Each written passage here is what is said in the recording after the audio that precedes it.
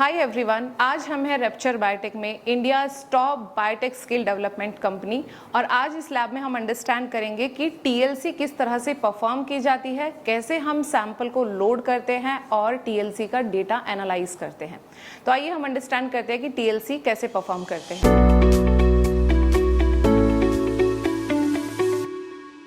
TLC thin layer chromatography ये एक purification technique है जो कि सैंपल्स को प्यूरिफाई या सेपरेट करने के लिए यूज़ की जाती है। क्योंकि ये क्रोमैटोग्राफी टेक्निक है तो क्रोमैटोग्राफी के दो मेन कंपोनेंट होते हैं, mobile phase and stationary phase. यहाँ पर टीएलसी परफॉर्म करने से पहले हम अपने सभी चीज़ों को प्रिपेयर कर लेते हैं। जैसे कि यहाँ पर ये सैंपल है जो कि प्लांट एब्स्ट्रैक्ट है। इस सैंपल में मिक्सचर ऑफ कॉम्पोनेंट्स हैं। इन कॉम्पोनेंट्स को हम सेपरेट करने वाले हैं। तो ये सैंपल है, इसमें अलग अलग जो कंपोनेंट्स हैं वो सभी टीएलसी प्लेट पर सेपरेट होते हुए आज आप इस वीडियो में देखेंगे।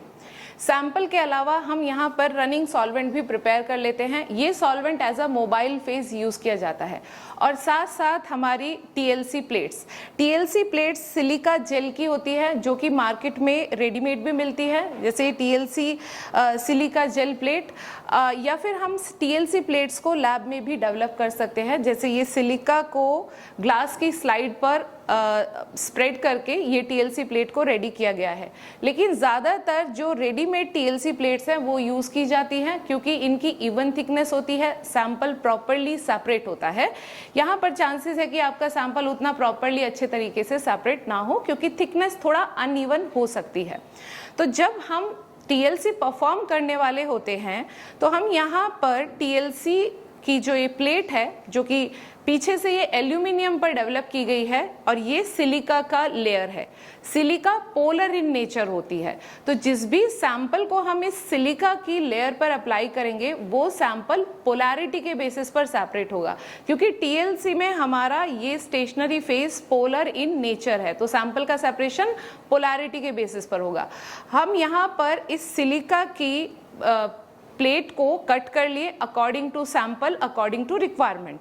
उसके बाद आप इस तरह से इसको कट करने के बाद इस प्लेट पर पेंसिल से मार्किंग सेट कर लेते हैं। लगभग 1 सेंटीमीटर नीचे से यहाँ तक हमने ये पेंसिल से मार्क किया है और इसी तरह से 1 सेंटीमीटर ऊपर से ये पेंसिल से मार्किंग की गई है। ये मार्किंग हम इसलिए करते हैं क्योंकि इस मार्किंग पर हम अपने सैंपल को अप्लाई करते हैं। तो ये हो गया हमारा स्टेशनरी फेज जो कि सिलिका लेयर है और सिलिका पोलर इन नेचर होती है। इसको हम इस सॉल्वेंट सॉल्यूशन को as a mobile phase use करेंगे। एंड ये हमने डिफरेंट सैंपल प्रिपेयर करके रखे हैं जिन सैंपल्स को हम यहाँ टीएलसी प्लेट पर सेपरेट करके उनका आरएफ वैल्यू एनालाइज करेंगे, डेटा एनालाइज करेंगे। तो सैंपल की लोडिंग के लिए हमारे साथ हैं डॉक्टर विनोद कुमार गुप्ता जो कि रैप्चर बायोटेक में चीफ साइंटिफिक ऑफिसर हैं। और सर हमें एक्सप्लेन करेंगे कि किस तरह से हम सैंपल लोड करते हैं और किस तरह से क्या क्या बातों का हमें ध्यान रखना चाहिए जब हम सैंपल लोड करते हैं। जैसे कि मान लीजिए कि मैम ने जैसे अभी बताया कि हमारे पास ये डिफरेंट प्लांट एक्सट्रैक्ट्स हैं डिफरेंट माइक्रोसेंट्रीफ्यूज ट्यूब में। तो ये 1, 2, 3 एंड 4। इसके लिए हमने क्या किया हुआ है कि अलग अलग कैपलरी, ग्लास कैपलरी हैं, काफ़ी फाइन ट्यूब्स हैं, इनको यूज़ करना है टीएलसी के ऊपर लोड करने के लिए सैंपल को। तो आप देखेंगे 1, 2, 3 एंड 4 हमने अलग अलग ग्लास कैपलरी को यूज़ किया है अलग अलग सैंपल्स के लिए। अक्सर स्टूडेंट्स क्या गलती करते हैं कि 1 या 2 ग्लास कैपलरी को ही मैक्सिमम सैंपल के लोडिंग के समय यूज़ कर लेते हैं, उसमें कंटामिनेशन के चांसेस होते हैं। आप fresh, neat and clean, sterile glass tube का ही यूज़ करोगे सैंपल की लोडिंग के लिए। आप एक ही ट्यूब को बार बार 1 या 2 सैंपल से टच नहीं करोगे और बी श्योर कि ये ग्लास कैपलरीज किसी भी तरीके से किसी भी डाई या किसी प्लांट एक्सट्रैक्ट्स और किसी प्रोटीन या किसी कलर कंपोनेंट से कंटामिनेटेड ना हो। तो अब हम कैसे लोड करेंगे वो हम आपको परफॉर्म करने वाले हैं। हमारे पास ये एनालिटिकल टीएलसी प्लेट है जो एल्यूमिनियम सीट कोटेड और आगे आप देख सकते हैं वाइट कलर की सिलिका जो पोलर स्टेशनरी फेज है। हमारे पास 4 डिफरेंट सैंपल्स हैं, 1, 2, 3, 4 डिफरेंट प्लांट एक्सट्रैक्ट्स। तो इस सिलिका के ऊपर हमें पहले सैंपल की प्रॉपर तरीके से मार्किंग करनी होगी। सपोज डेट हमारे पास 4 सैंपल्स हैं तो ऑलरेडी आप यहाँ पे विजुलाइज कर सकते हो कि 1 2 3 4 डॉट्स हमने ऑलरेडी यहाँ पे दिए हुए हैं। तो यहाँ पे मार्किंग भी कर देंगे सीक्वेंस वाइज 1 2 3 4। टीएलसी पे लिखते समय, टीएलसी प्लेट पे लिखते समय हमें इस बात का विशेष ध्यान रखना चाहिए कि हम किसी भी पेन, मार्कर या किसी भी ऐसे जिसके अंदर डाई हो से लिख नहीं सकते। हम सिर्फ इस पे पेंसिल का यूज़ करेंगे। मार्क करते समय भी, नेमिंग करते समय भी, जहाँ तक आपका सॉल्वेंट रन करना हो वहाँ पे भी आप पेंसिल से ही मार्क करोगे, आप किसी भी डाई का यूज़ नहीं कर सकते। अब यहाँ पे हमारे पास जैसे ग्लास कैपिलरी है, ये है सैंपल। अब कैसे हम लोड करते हैं वो हम आपको दिखाने जा रहे हैं। हमें इस सैंपल को इस टीएलसी के ऊपर लोड करना है। इसके लिए हम ग्लास कैपिलरी का यूज़ करेंगे। हमने 4 अलग अलग सैंपल्स के लिए 4 अलग अलग ग्लास कैपिलरी को यूज़ किया है। यहाँ पे सबसे पहले हम सैंपल को इस सेंट्रीफ्यूज ट्यूब को ओपन करने के बाद कैपिलरी में लोड करेंगे। कैसे लोड करते हैं वो आप देख सकते हैं। क्योंकि कैपिलरी सिस्टम से आप देखोगे सैंपल इसमें कुछ लेवल तक आप देख सकते हो कि चढ़ गया। अब क्या करोगे, आप इसको वेरी केयरफुली हाथ को स्ट्रेट रखोगे सीधा, और सैंपल को जहां पे आपने डॉट लगाया वो 1 नंबर के ऊपर एक हल्का सा टच दोगे। जैसे टच दोगे वो सिलिका क्या करेगी, सैंपल को एब्जॉर्ब कर लेगी। अब इसके बाद हम क्या करेंगे, दूसरे सैंपल को दूसरी पोजीशन पर लोड करेंगे। हम धीरे से इसके ऊपर टच करेंगे तो ऑटोमेटिक वो सैंपल क्या होगा, एब्जॉर्ब हो जाएगा सिलिका में। जैसा कि हमने फर्स्ट एंड सेकंड सैंपल को टीएलसी पे लोड किया, वैसे ही हम क्या है कि जो भी अदर सैंपल हैं उनको हम लोड कर देते हैं केयरफुल्ली।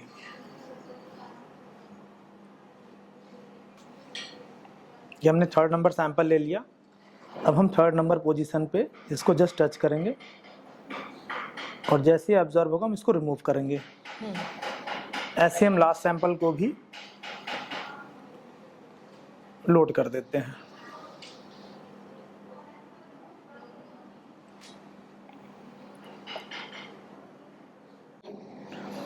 अब जब भी आप फर्स्ट राउंड सैंपल लोड कर देते हैं उसके बाद आपको सैंपल को एटलीस्ट 5 to 10 मिनट्स तक प्रॉपर ड्राई होने के लिए छोड़ना पड़ेगा। इसलिए क्योंकि अगर आप ऐसा नहीं करते हो, सैंपल प्रॉपर ड्राई नहीं होता है, तो जब आप उसको मोबाइल फेज में या रनिंग फेज में सॉल्वेंट में रन करोगे तो बैंड्स प्रॉपर विजुलाइज नहीं होंगे। प्रॉपर तरीके से बैंड, जो प्रॉपर एक बैंड की थिकनेस होती है, कलर इंटेंसिटी होती है, वो आप विजुलाइज नहीं कर सकते और आप आरएफ वैल्यू भी कैलकुलेट नहीं कर पाओगे। इसलिए हमें फर्स्ट सैंपल को लोड करने के बाद 5 to 10 मिनट्स तक ड्राई करना पड़ेगा।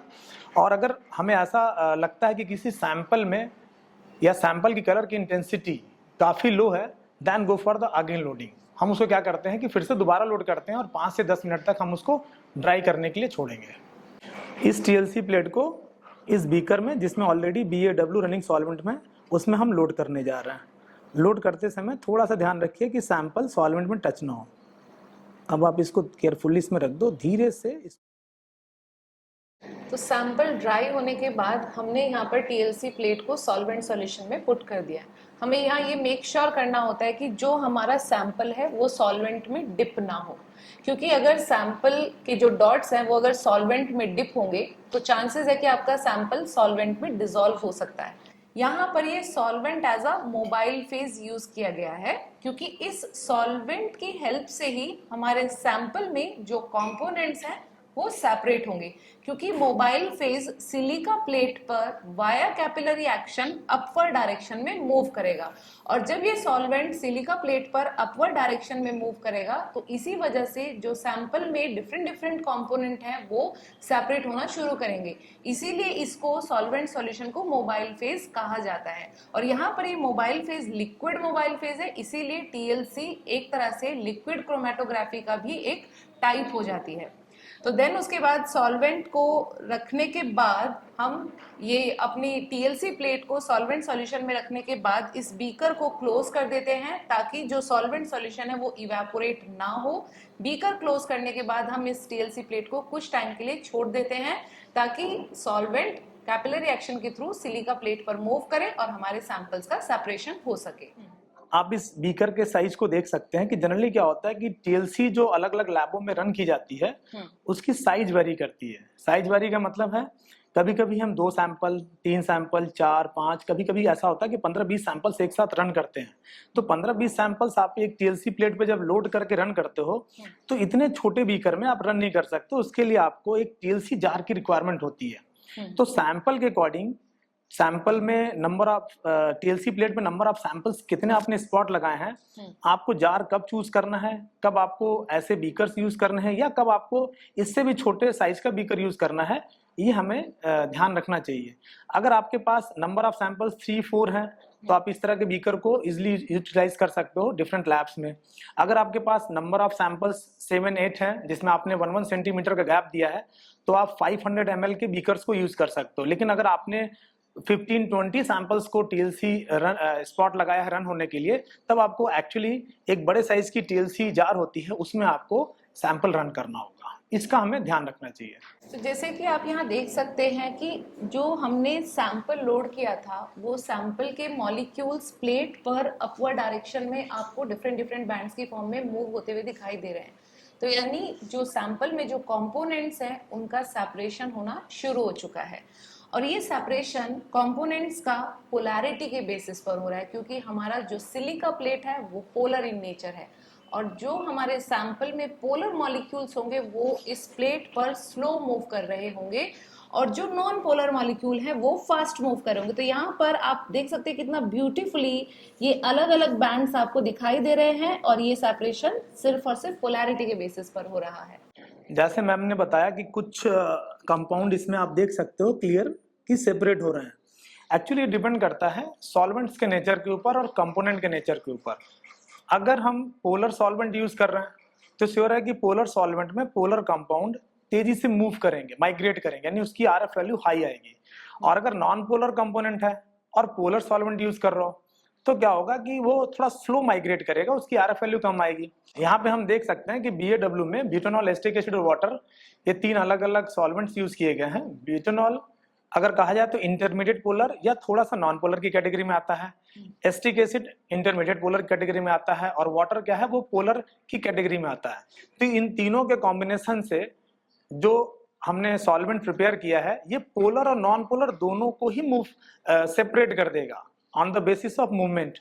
अब इसमें क्या है कि जो पोलर कंपोनेंट होंगे वो फास्ट माइग्रेट करेंगे काफी ऊपर। अगर आप देख सकते हो कि जो भी ऊपर कलर्स यहाँ पे दिख रहे होंगे जैसा आप टीएलसी में दिखाया गया है वो पोलर इन नेचर है, और जो नॉन पोलर होंगे वो थोड़े नीचे होंगे और जो हाईली नॉन पोलर सॉल्वेंट्स होंगे वो काफी बॉटम में होंगे। अगर आप देख सकते हो तो कुछ कलर आपको बॉटम में भी विजुलाइज हो रहे हैं इस टीएलसी में। तो on the basis of polarity non polar, intermediate polar और हाईली पोलर सॉल्वेंट सेपरेट हो रहा है।